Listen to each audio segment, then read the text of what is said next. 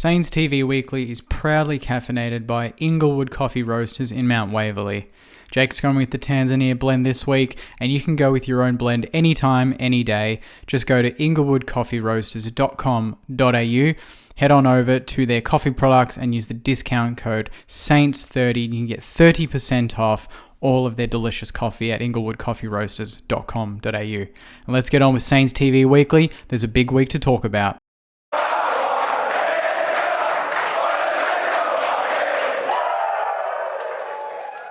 Hey Sainters, welcome back to another episode of Saints TV Weekly. Another week, another Saints TV Weekly. And in this week, there's a bit of news to talk about, so let's get straight into it. So the big news from last week was the departure of midfielder Luke Dunstan. He has gone and joined the Premiers, the Melbourne Football Club, as a free agent, and yeah, it's something that's divided the fan base. Some people are pretty upset about it and wondering why someone that received 11 Brownlow votes, only second to Jack Steele, has gone and joined the best team in the land and strengthened them. But other people argue that he's not going to get a game for Melbourne. He's going to be playing for Casey in their seconds for the majority of next year, but that's their problem.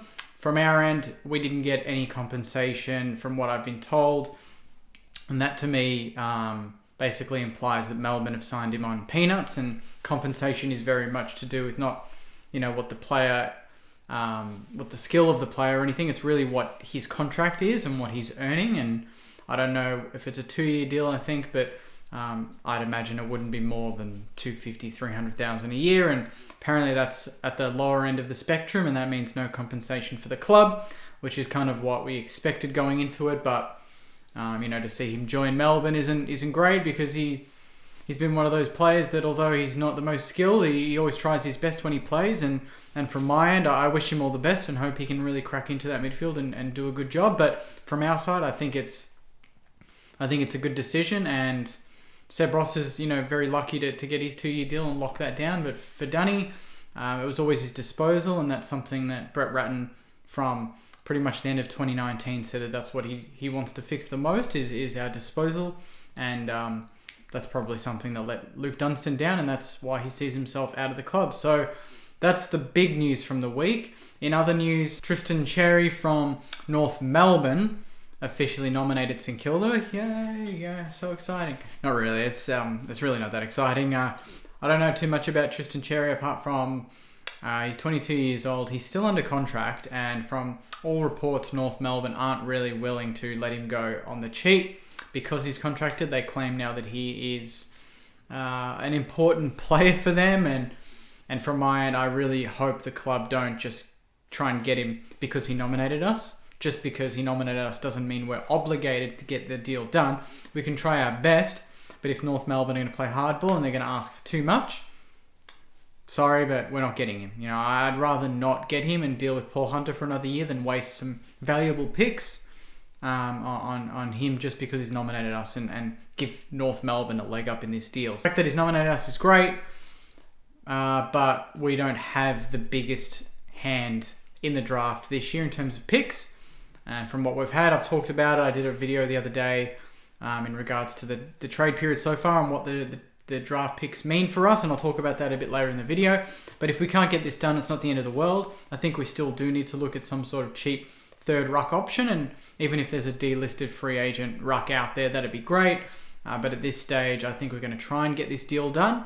But from what I've read this morning, North Melbourne are not going to let him leave easy. Now, as I just alluded to, get ready for this. This is the big mega pick swap, as the AFL has called it in this article here.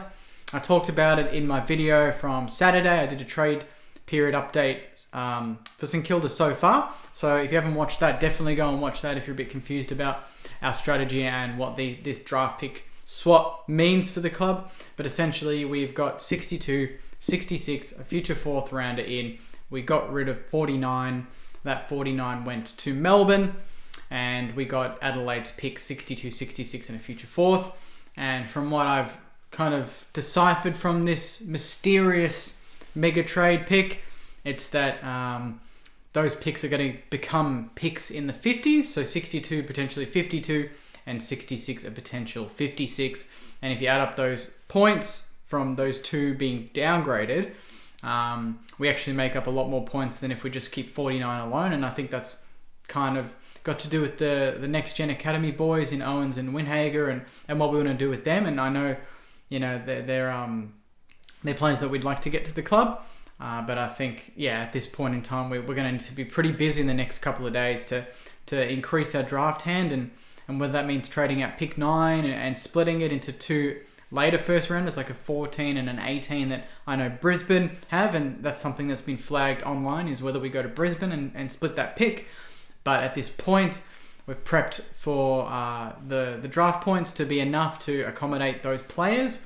And then with pick 9, there's no movement on that just yet. But if that comes through, I'll let you guys know. Now for some current player contract updates. Now, there's a couple of players up in the air at the moment. I talk about them every week, and there's been little movement. But this week, there actually was some movement. These players' managers kind of went on Trade Radio and had a chat on SEN, and had a chat and confirmed where they're at. And the first one we'll talk about is Jack Loney. At this point in time, he's in a bit of limbo. His manager has basically said this: it's a bit frustrating. Over the last couple of years, this has sort of happened. He played 11 games this year. He's a great player and deserves another chance. Of course, his manager's going to say that. At the moment, St Kilda is waiting to see what happens. We've been in consistent dialogue with James Gallagher and the footy club. There's been some interest out there from other clubs. I'm not too sure where it's going to go, but we're having some healthy conversations and working through it as we speak. So, at this point, this tells me that there's probably not that much interest, because I think there would have been some movement by now. But it wouldn't surprise me if we keep Loney for one more year and have him as ultimate depth on a really cheap salary. But it also wouldn't surprise me if we just let him go and another club picks him up as a delisted free agent when that trade period opens up soon. The other one is Paul Hunter, and that's a big topic because obviously Cherry's nominated us. We've been pretty heavily linked to any ruckman that's available in the trade period so far, because we know that although Paul Hunter, he tries his best, he's not really that next level down from Paddy Ryder and Rowan Marshall, to the point where he's competitive and we're not going to lose the game.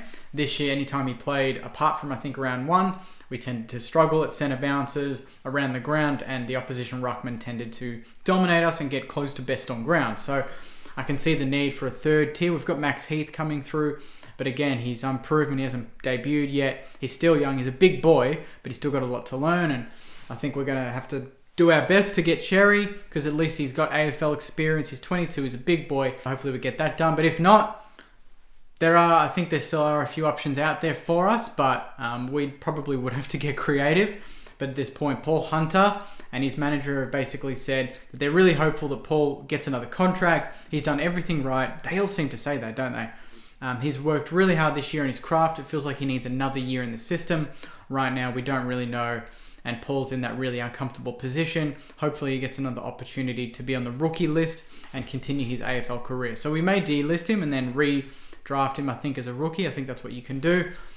So that would be a good option. And then it's not on this page, but Ben Long, that's another interesting one.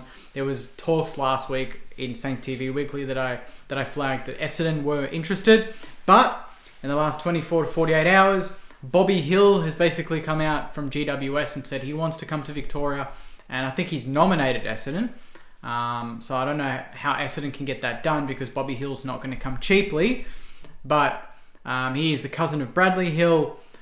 I thought maybe the club could look to offload someone like a Loney and a Long and look to get a Bobby Hill in, but at this point in time, I don't see how we can accommodate what GWS would be demanding. They would probably want a first rounder or a second rounder. Sheerly on potential and age. I think he's got 2 years on his contract still to go.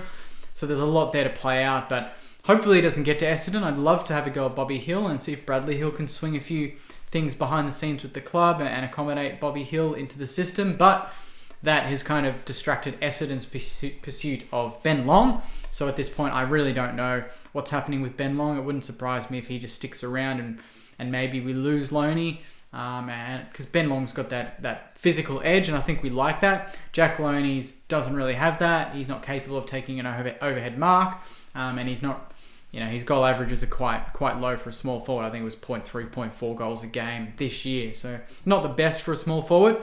And he has had his chances similar to like a Luke Dunstan. So if there are some suitors there for Loney, I could see him going with Ben Long. I think he is still contracted for memory, so I don't think it's a major issue if nothing happens on his front. But there was interest from Essendon, but now I think they're putting their focus on Bobby Hill. And lastly, some AFLW news. Although it's more VFLW news, but nonetheless, it's still very good news from the women's team. The VFL Women's Team of the Year was announced the other day, and it's great to see that Alice Burke was named in that team, the halfback flank from the Southern Saints.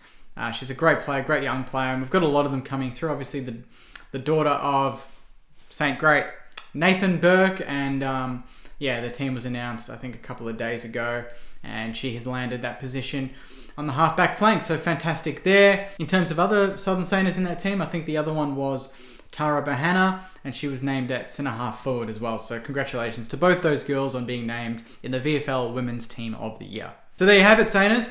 That is, I think, another week of Saints TV Weekly. No breaking news like last week with Seb Ross, but nonetheless, if any news is broken in the next couple of days, you will hear it on all of the Saints TV channels on YouTube, Instagram, Facebook, all of them. Twitter as well, we're starting to get on there. Thank you for watching again, and thank you for Inglewood for sponsoring this video and for sponsoring Saints TV Weekly as a whole. Fantastic coffee. Again, as I say every week, on their website, head on over to inglewoodcoffeeroasters.com.au. Use the discount code SAINTS30 on their coffee products, and you will get 30% off all of this delicious coffee. Again, I'm drinking the Tanzania. It's beautiful. You can't go wrong. So get on over to their website, support a good local business that's doing some good stuff, and get 30% off some delicious coffee. And for all of you watching at home that haven't subscribed to the channel, it'd be absolutely amazing if you just hit that subscribe button, join the channel, and you get notified on all future videos. My next video will most likely be a trade period review video, maybe later in the week, so stay tuned for that. And then obviously Saints TV Weekly every Monday, giving you the absolute latest news on all things St Kilda. So until then, guys, have a great rest of your week, and go you mighty Saints.